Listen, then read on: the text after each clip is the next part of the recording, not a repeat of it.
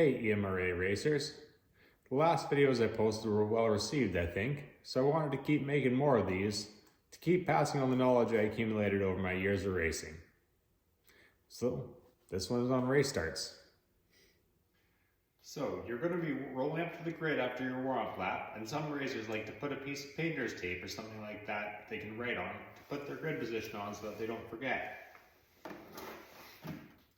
As you roll up to the line, I suggest stopping just slightly back from your line number and give yourself enough space that you can just start letting the clutch out to feel where the friction point is and where the bike starts rolling forward, then pull the clutch lever just behind that point.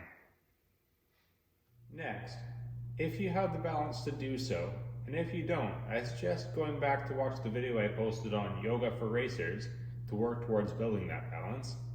I suggest keeping your right foot on the rear brake to prevent yourself from creeping forward and getting a jump start if you let your clutch out too far or too soon.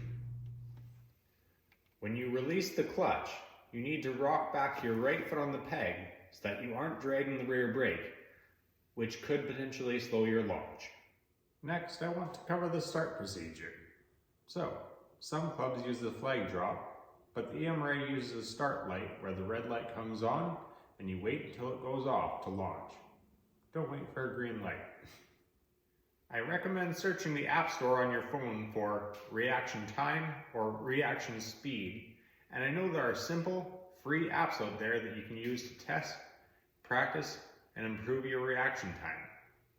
For an example, one app I saw will make the whole screen red, then you have to tap it as quickly as you can when it turns green, and it'll show you how many milliseconds it took you.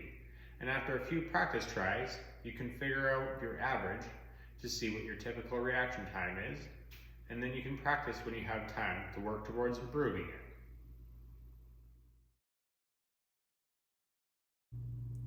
For an actual race start, the light will go out, and how quickly you get off the line will depend on your reaction time, your clutch control, rear brake control, and your mental state.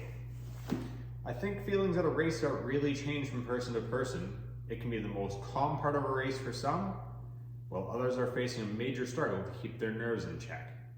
From the time you're rolling off the throttle on the warm-up lap and rolling up to the grid, I would start working on controlling your breathing. For example, take a good 3-second breath in through your nose, hold it for a moment if you can, and then slowly exhale through your mouth. Over the years, I found that can really help the nerves around a race start and allow me to keep my focus on a good reaction time to the light and then coordinating all the things that you need to do after a launch. It can be a lot to put together well. Once you have released your clutch, if you ride a powerful bike, you need to be thinking about if the bike could wheelie. You small displacement bike riders can ignore this part.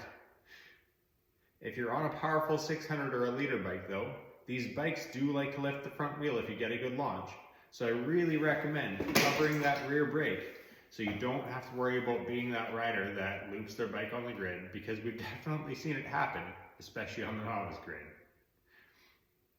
If this is regularly a problem for you, you can actually order a thumb brake which mounts on the same bar as the clutch lever, and you can actually work on building advanced skills with that, like tightening your line through a corner as well with practice. One safety reminder, because in the heat of the moment I feel like this could easily be forgotten, is if anything goes wrong on the grid, for example, if you stall your bike while trying to launch, or you have any kind of technical problem with your bike, or anything else that makes you stationary while the rest of the grid is safely trying to get around you, stick your hand up as high in the air as you can as quickly as possible. It's very, very important that you do that for all the other racers around you so that they can safely get around you. That's basically everything I've got for advice on how to get a good race start. Putting this into practice is all on you.